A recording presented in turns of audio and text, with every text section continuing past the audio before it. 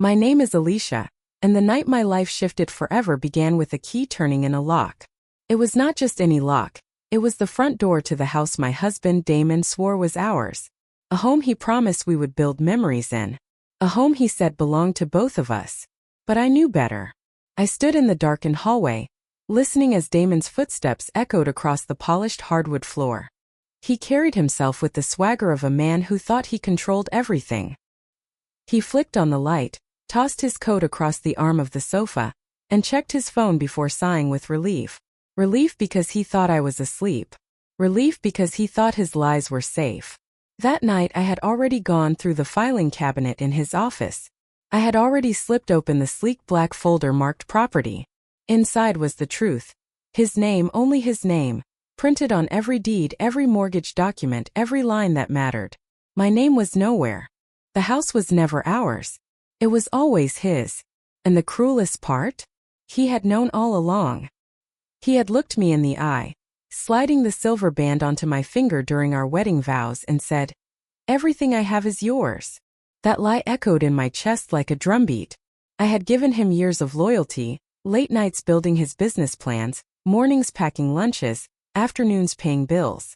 Every paycheck of mine had gone into our shared account, which apparently was not so shared. Damon had drained what he wanted, moved money into places I did not even know existed, and secured this house behind my back. I remember running my hand over the deed in that folder, feeling the paper cut into my fingertip. It felt sharp, like betrayal in its purest form.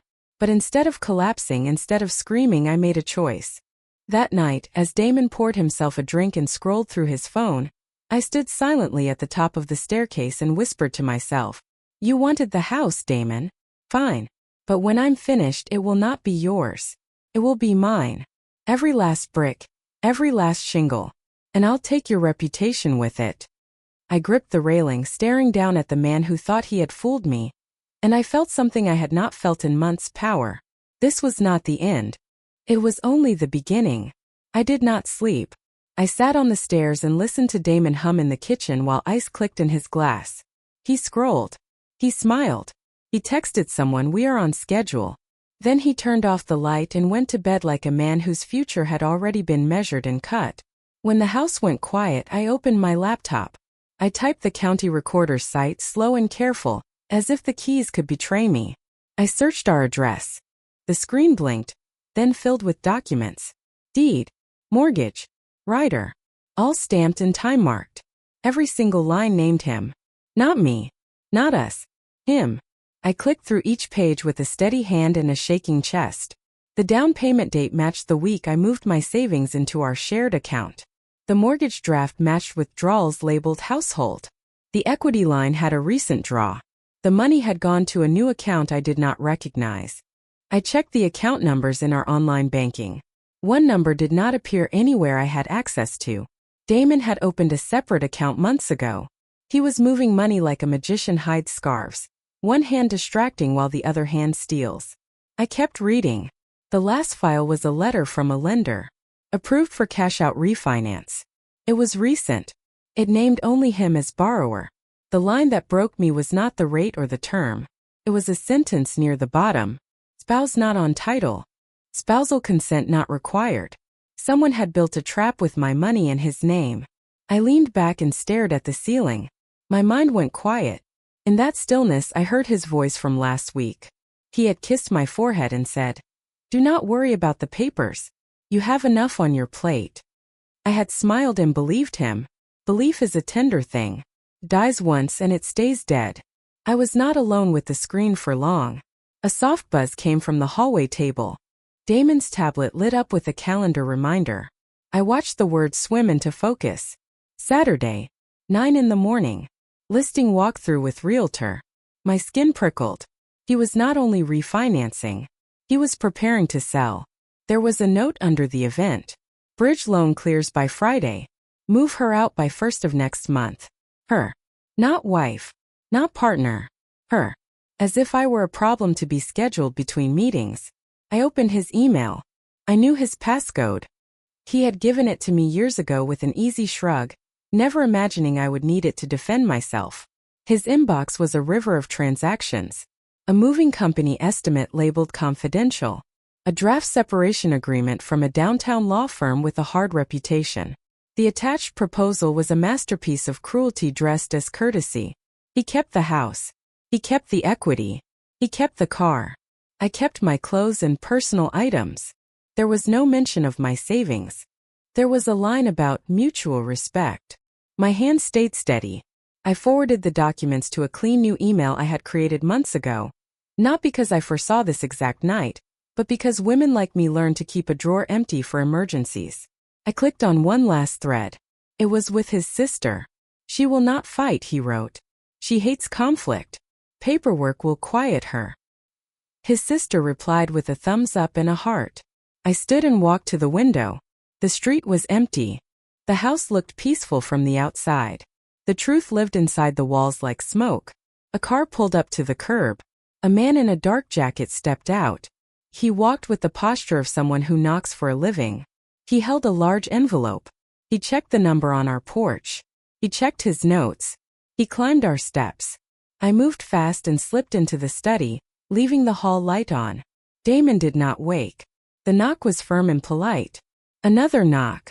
Then the envelope slid under the door. I waited until the car drove away. I picked up the packet and turned on a lamp.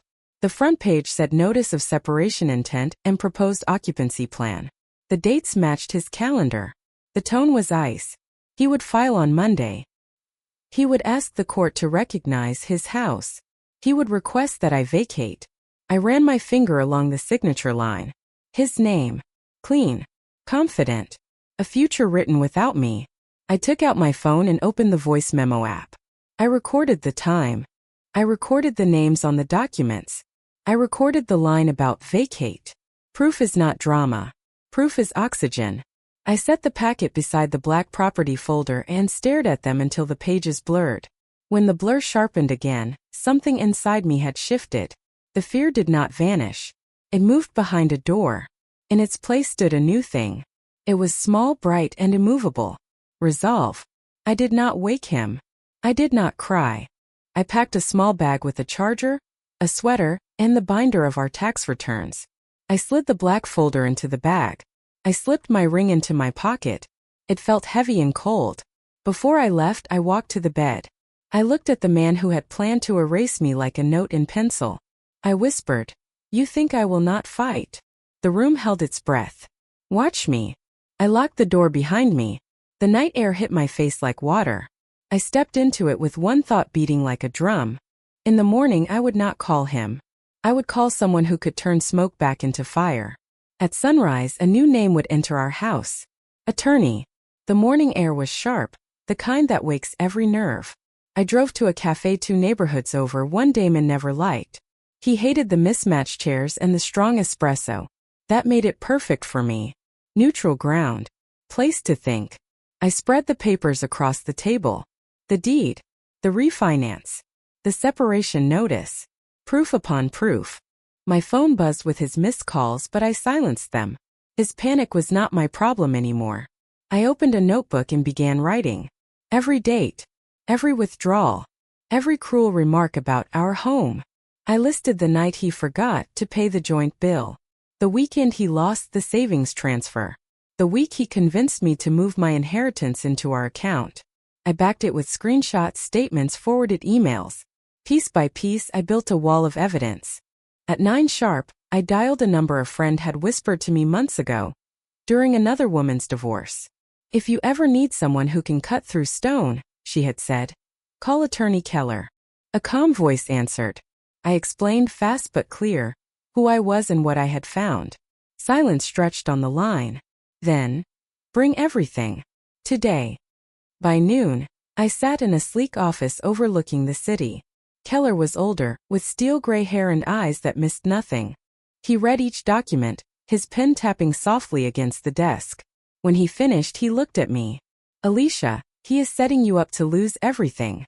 "I know," I said. My voice did not shake. "But," Keller added, "he has left fingerprints all over this. The refinance, the hidden account, the timing. He is not as clever as he thinks." For the first time in weeks, I breathed. We mapped a plan. I would quietly collect more proof, bank records, text logs, even conversations. Everything legal. Everything sharp.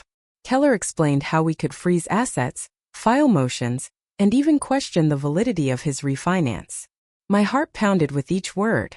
Not fear. Power. That evening, I returned home before Damon did. I acted normal. I cooked dinner, smiled at the right times, let him believe his secret was safe. Meanwhile, I had slipped a tiny recorder into the kitchen drawer. As he bragged on the phone about closing things out soon, his voice became mine to use. For days, I played the role of dutiful wife while documenting every slip. When he left receipts in his pockets, I photographed them. When he forgot his planner, I copied dates. When he texted late at night, I mirrored the screen in the reflection of my glasses and jotted numbers into my notebook. Every insult he made about how I worried too much became part of the record. Every smirk when he told friends I was bad with money became another weapon. And the more evidence I stacked, the lighter I felt. But Damon was not blind. He noticed the shift. One night, as I folded laundry, he leaned in the doorway. "You are quiet lately," he said, eyes narrowing, almost calculating. I looked at him, forcing a smile. "Just tired." He studied me a moment too long. Then he smirked, the same smirk from that night with his friends. "Do not forget, the house is ours." My pulse raced, but I did not break. Because I knew the truth. Soon I would have more than evidence. I would have a case.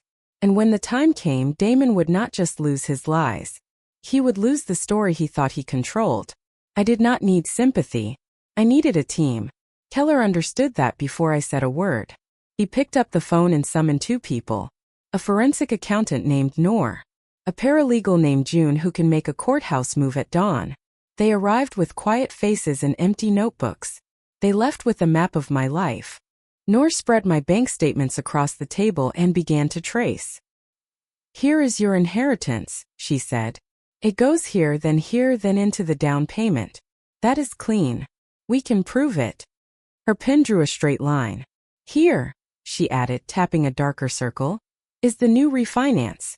The money moved from the title company to a fresh account in his name. Same day. That is not clean." June listed tasks in a calm voice. "Pull the deed history from the county. Get certified copies of the refinance file. Obtain the wire instructions from the title agency. Preserve your messages. Photograph the house room by room for an asset inventory. Open your own account at a new bank. Place a fraud alert on your credit." I wrote each item twice. Once for them. Once for me. That afternoon I drove to a credit union with no branches near our home. I opened an account in my name only. I moved my direct deposit. I set up a P.O. box. I ordered a small fireproof safe. I felt like a woman who was cleaning her house before a storm. Not because I could stop the storm. Because I could choose what it took. When I got home, I called my sister. Rosa has a voice like a warm blanket and a mind like a lockbox. I told her everything. Not the soft version. The real one. The refinance. The insults. The plan. She did not gasp. She did not rush to anger. She said one sentence. "Tell me how I can carry weight." I asked for three things. Keep a copy of every document in her apartment. Hold a bag with spare clothes and a new phone in case I needed to leave quickly. Be ready to drive at any hour. She said yes to all three. Then she added her own plan. "I will be at the house this weekend," she said. "If he makes a scene, he will do it in front of me. I will record. Calmly. Legally." The next morning I met Keller and Noor at the courthouse. We filed an emergency motion to restrain transfers. We asked the judge for two things. A temporary order blocking Damon from moving cash or changing title. And permission to place a notice on the property record. A cloud that would stop any sale or refinance until a hearing. June watched the clerk stamp the papers. "Now we serve," she said. "Clean. Proper. In daylight." We agreed on the moment. Damon had scheduled a lunch with the lender on Friday. Noor found the calendar invite in a shared email folder he forgot to lock. The title office and the lender would meet him at 11 to finalize a second draw. He wanted to pull more equity and move it fast. Keller's eyes sharpened. "We will be there at 10:45, he said. Process server in the lobby. Clerk copy in my hand. If he signs, the order voids it. If he tries to run, the notice is already on file. Either way, the faucet closes. We rehearse scripts. What I would say if Damon confronted me. What I would not say. How to keep my voice low. How to let the paper speak. That evening I walked through our house with my phone camera. I filmed each room. The dining table Damon claims his father built. The rug I bought with my first bonus. The art we choose together and the art I chose alone. I narrated each item slowly. Purchased by me. Gift to both. Inherited by me. It felt clinical and it felt holy. A record is a kind of prayer when someone is trying to erase you. Rosa arrived with 2 pizzas and a strong hug. We ate at the counter like we did when we were kids. She looked around the kitchen and smiled. He said the house is ours, she whispered, repeating his line back to me. Then let the court hear whose ours includes. We laughed. Not because it was funny, because it broke the fear. Near midnight, Damon came home from drinks with colleagues. He hugged me too long. He told Rosa how happy he was that family was close. He called me his good luck. When he went to shower, Rosa and I exchanged a glance. We had both heard the same thing. Charm before a theft is just perfume on a stain. Friday came with a heavy sky. I dressed in a navy dress and flat shoes. I placed the court order in a folder. I kissed Rosa's cheek. I drove to the title office with my hand steady on the wheel. At 10:45 the lobby was quiet. A ficus in the corner. A bowl of mints on the desk. Keller stood near the elevator with the process server. Noor waited by the glass doors with her tablet. She had set up transaction alerts with the bank's fraud department. If a wire tried to move, we would know. At 10:52 Damon walked in. He wore the cologne he saves for meetings. He saw me. He froze. Then he smiled like a man stepping onto a stage. Alicia, he said brightly. What a surprise. Keller stepped forward. Not a surprise. Service. He handed the packet to Damon and spoke the line that matters. You have been served. Damon laughed. He did not open the envelope. He tried to walk past us toward the elevator. The process server followed and pointed to the stamp. Effective now. The elevator doors slid open. A woman from the title company waved from the hall. We are ready for you, Mr. Hale. Damon hesitated. He looked at me, then at Keller, then at the envelope. His jaw set. He stepped into the elevator anyway. Keller looked at me. We go up, he said. We rode in silence to the 3rd floor. The doors opened to a long hallway and a glass-walled conference room. Inside, a man in a suit clicked a pen. The title agent shuffled papers. Damon strode in and Saturday, let us begin. Keller placed the court order on the table like a stone in a river. We began at 9, he said. The court has enjoined any transfer. Any signature today is void. The title agent lifted the paper. Her face drained. The lender leaned back. Damon's smile vanished. He reached into his jacket. He pulled out a second set of papers, pages thick as a book. He slid them across the table toward me. Then we will begin with this, he said. Your waiver. I stared at the title. It was short and brutal. Spousal waiver of interest. My name typed neatly on the first line. A signature line waiting at the bottom. My throat went dry. Because the date on the document was yesterday. Because my signature was already on it. I froze. My name. My handwriting. My signature. Or something close enough. Damon leaned back in his chair, fingers laced across his stomach, smiling like a man who had rehearsed this moment in his head 1,000 times. This is already signed, Alicia, he said softly. You do not even need to be here. Just go home. Let the adults finish. The room tilted. My pulse thundered. I knew I had not signed this. The loops on the letters were wrong. The pen stroke too heavy. Damon had forged my name. Keller leaned forward, his voice steady. This will not hold. Forensics can tell the difference between a true signature and an imitation. And if you try to pass this off, you are stepping into felony territory. Damon's eyes flicked just for a second. A crack in his mask. I steadied my breath. You forged my name, I said aloud, each word sharp. You tried to erase me with a pen. The lender cleared his throat. The title agent shifted in her chair. Damon waved a dismissive hand. Do not be dramatic. It is just paperwork. That word dramatic hit me like a blade. The same insult he used every time I asked about bills, every time I questioned his late nights, every time I raised my voice when something felt wrong. Too emotional. Too dramatic. Too much. Not anymore. I turned to Keller. We build the counterplan now. He nodded once. Then he pulled out his phone, dialed a number, and put it on speaker. Court clerk, he said calmly. We have evidence of fraudulent documents in process. We request immediate preservation. Noor opened her laptop and began typing fast, capturing Damon's smirk, his words the forged signature. She uploaded the audio to our secure drive. Evidence was no longer scattered fragments. It was a chain tightening around him. Damon shifted in his chair. His confidence dimmed, but his voice rose. You are embarrassing yourself, he hissed. You cannot fight me. The house is mine.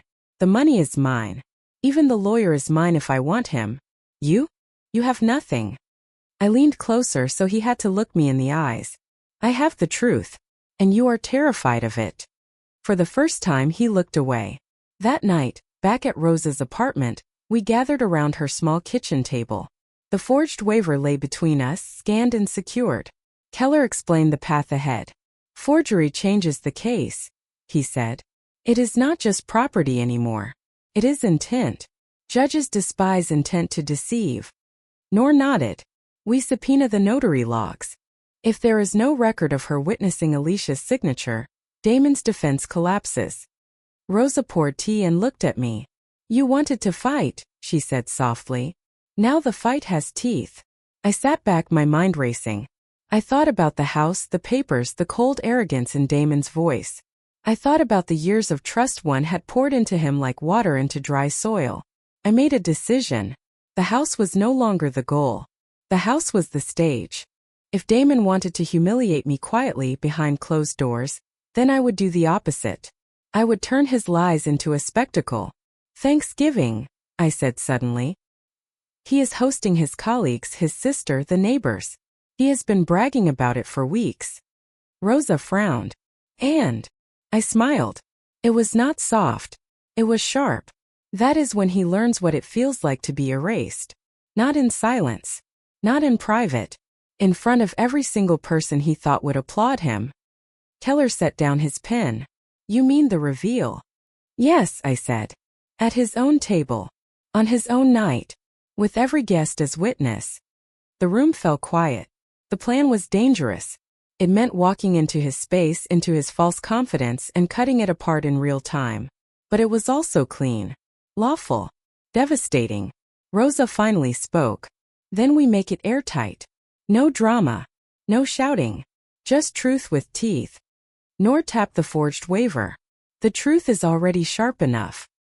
I leaned back, letting the weight of the plan settle. The fear was still there. A shadow at the edge of my chest. But above it was something stronger. Resolve. Damon thought he had written me out of the story. But on Thanksgiving night I would be holding the pen. Thanksgiving morning began with quiet. Then the doorbell rang like an alarm. A uniformed deputy stood in the hallway, hat in his hands, eyes kind and tired. He handed me a packet. Temporary protective order, he said. Ex parte. Effective today. My fingers went cold. I read the lines once. Then again. Damon claimed I had threatened him. Damon claimed I had tried to break into the house. Damon claimed I intended to disrupt his dinner. The order barred me from stepping onto the property. It barred me from contacting him in any way. The deputy cleared his throat. Ma'am, I do not know your story. I just have to serve the paper. If this is wrong, talk to a judge. He left.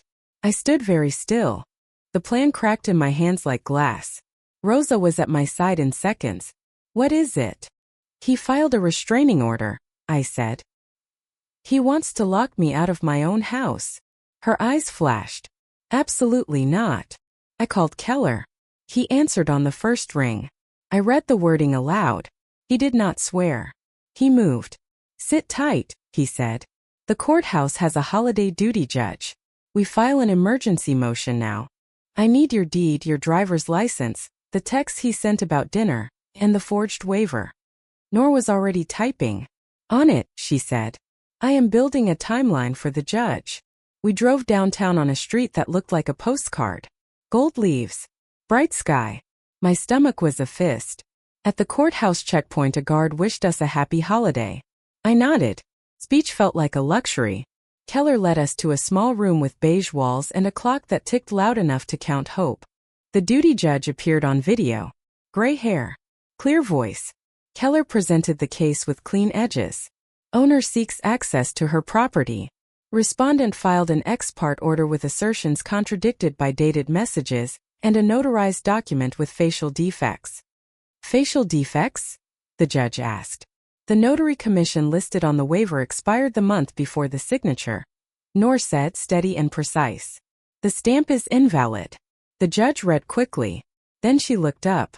You will not use this hearing to fight your relationship, she said. You will use it to avoid harm.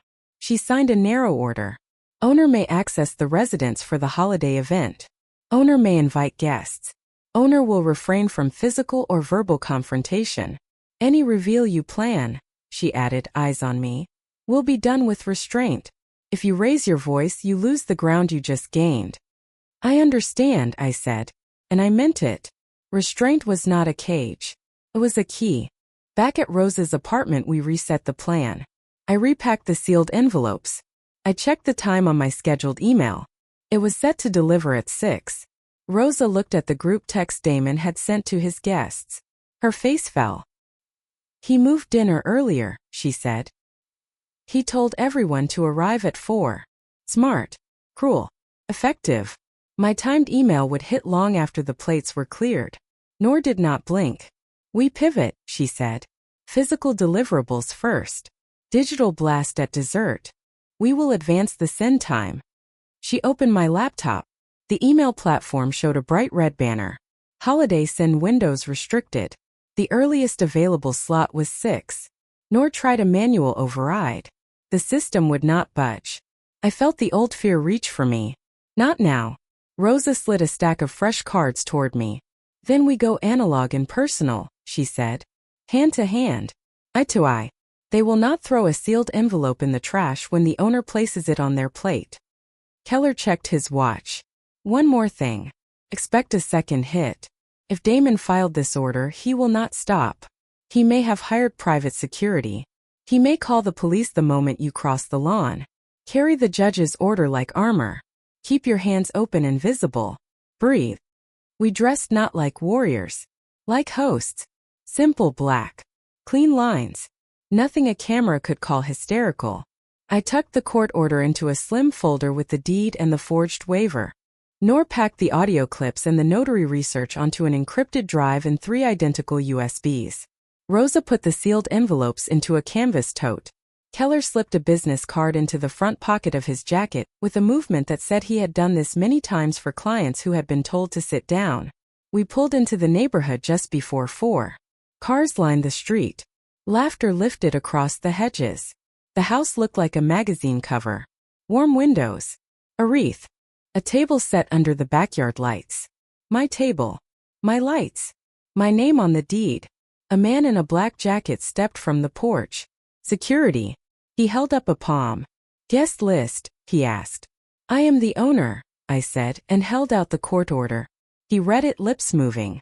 He nodded. My instructions say you are not allowed. Your instructions are outdated, I said. This is a judge's order. It supersedes any private note. He hesitated. I did not fill the silence. He lifted a radio. She has papers, he said into the air. Looks legit. A moment later, Damon appeared in the doorway.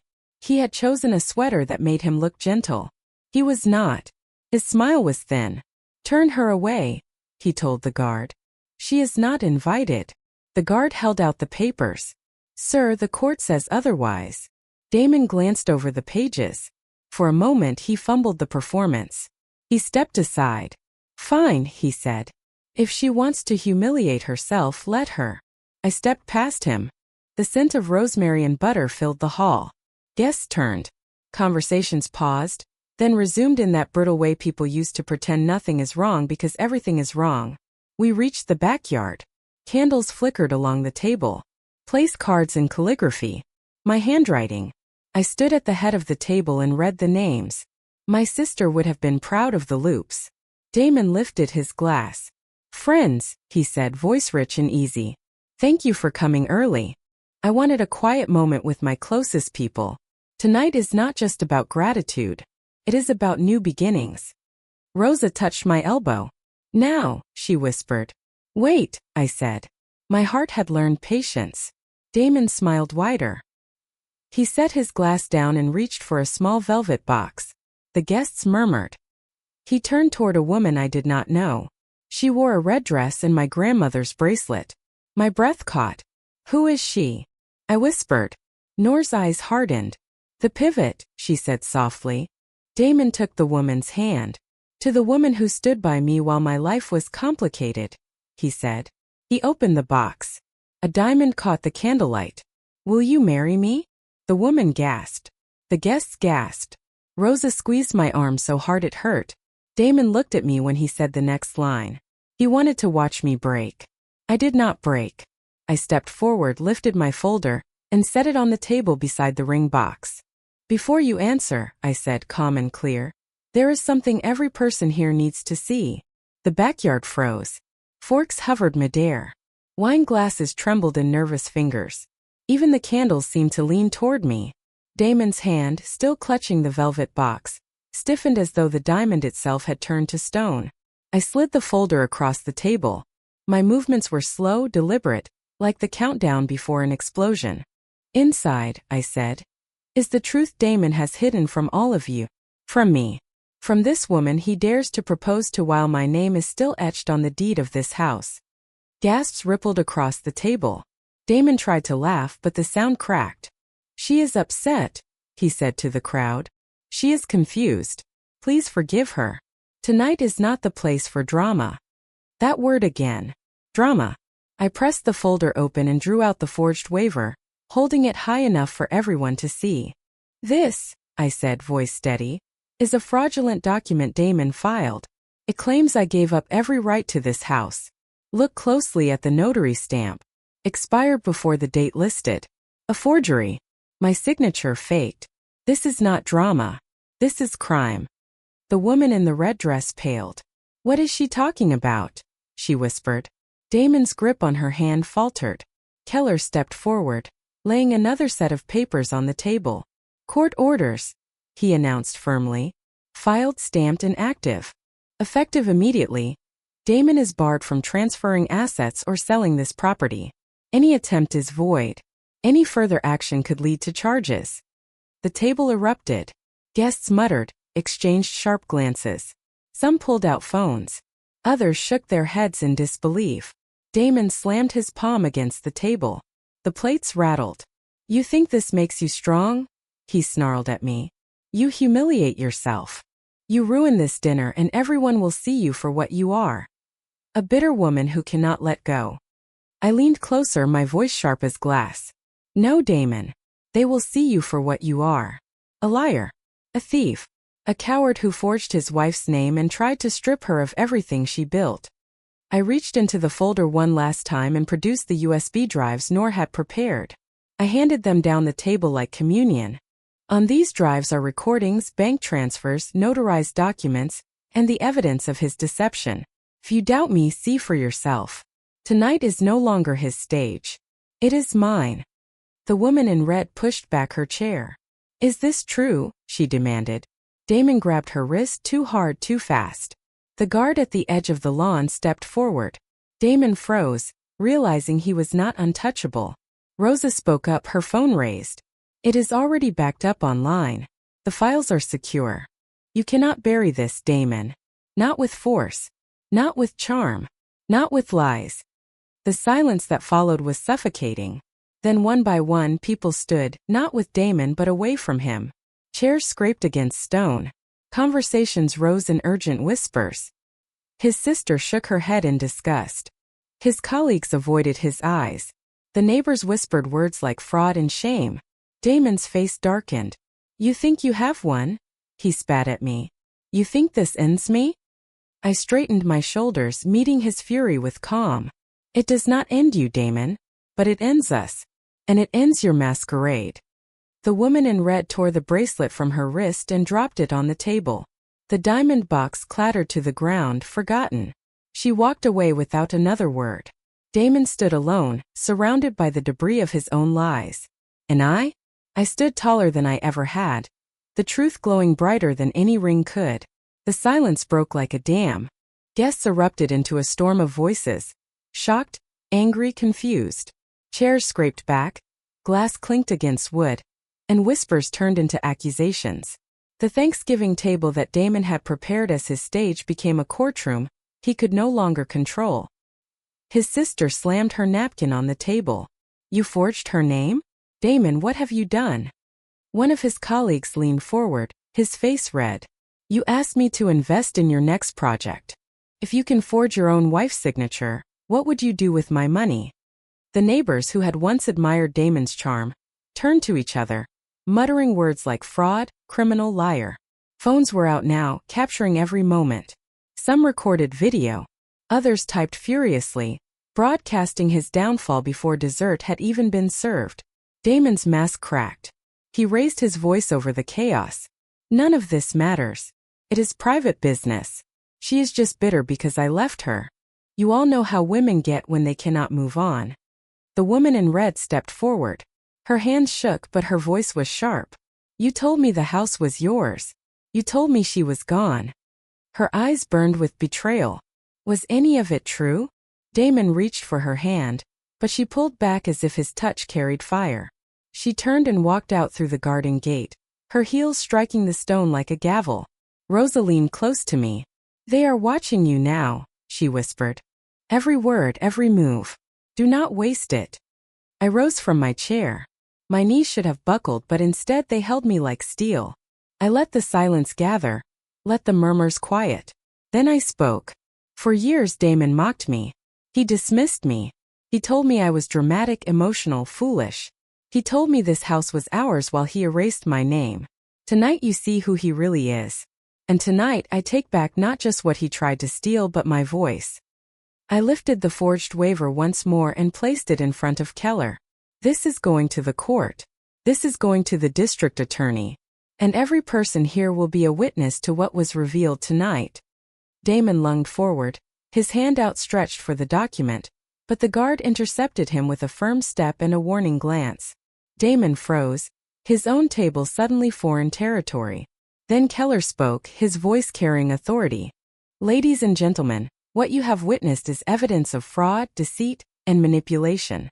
You may choose to believe Damon's performance, or you may choose to believe the documents in your hands. Either way, this story will not be buried." The weight of his words landed like stone. A neighbor shook his head. "I thought you were respectable, Damon. I thought you cared about family. Turns out, you care only about yourself." Damon's colleagues began gathering their coats. His sister refused to look at him. One by one, the guests abandoned the table, leaving food untouched, candles burning low. Within minutes, the grand Thanksgiving feast was reduced to silence broken only by the faint crackle of wax dripping onto linen. Damon stood there, his face pale, his jaw tight, staring at the ruins of the night he thought would cement his triumph. I looked at him for the last time that evening. "You gave me betrayal," I said softly. "I gave you exposure."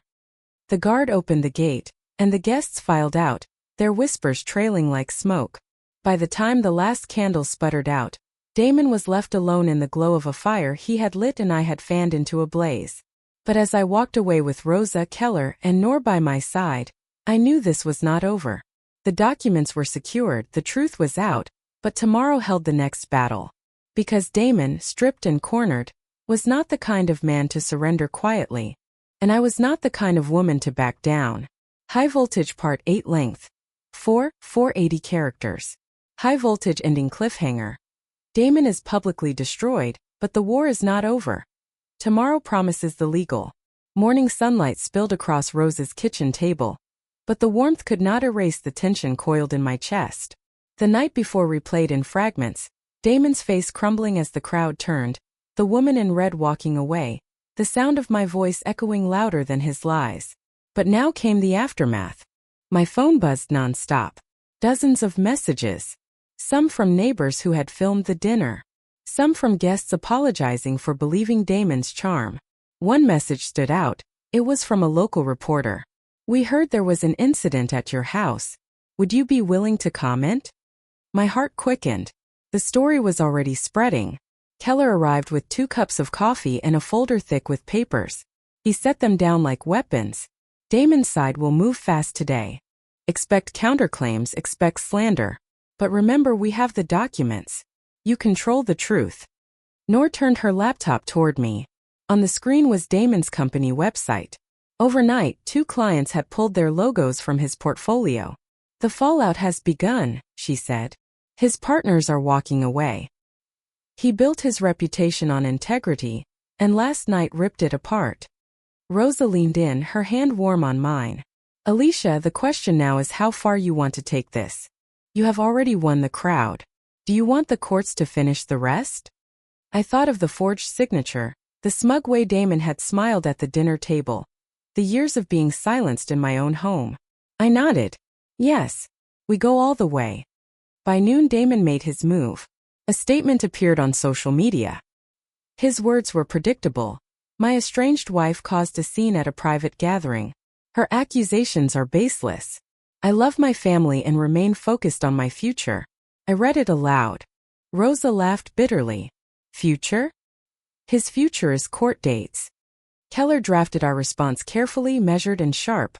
Last night, evidence of fraud was presented in front of multiple witnesses. Legal proceedings are underway. The truth will stand. The difference was clear. His post sounded desperate. Ours sounded inevitable. Still, part of me trembled. Public opinion could shift. Damon knew how to play victim. I could already imagine him spinning tales of an unhinged ex-wife. Then, as if fate wanted to remind me I was not alone, my phone buzzed again. A neighbor had uploaded the full video of my reveal, the folder, the documents, the USB drives handed out one by one. The clip was already climbing in views. Comments poured in. "She's a queen." He had it coming. Finally, someone exposes these liars. For the first time in months, the world saw me. Not the emotional wife Damon painted, but the woman who had turned betrayal into justice. By evening, Keller called with final confirmation. "The judge reviewed the forged waiver this afternoon. Damon is under investigation. The house is safe in your name. He cannot touch it." Relief broke through me like sunlight through storm clouds. The house. My house. But I also knew Damon. He would not go quietly. His pride had been gutted in front of family, friends, and colleagues.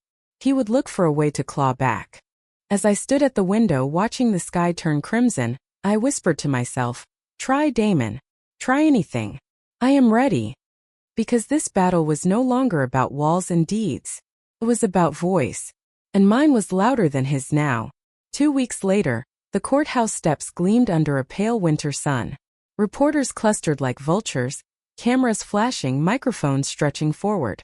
And there in the center of it all, Damon stood, pale, tight-jawed, no ring on his finger, no allies at his side. I watched from the top of the steps, my lawyer Keller at my right, Rosa and Noor just behind me. The judge's ruling had been swift.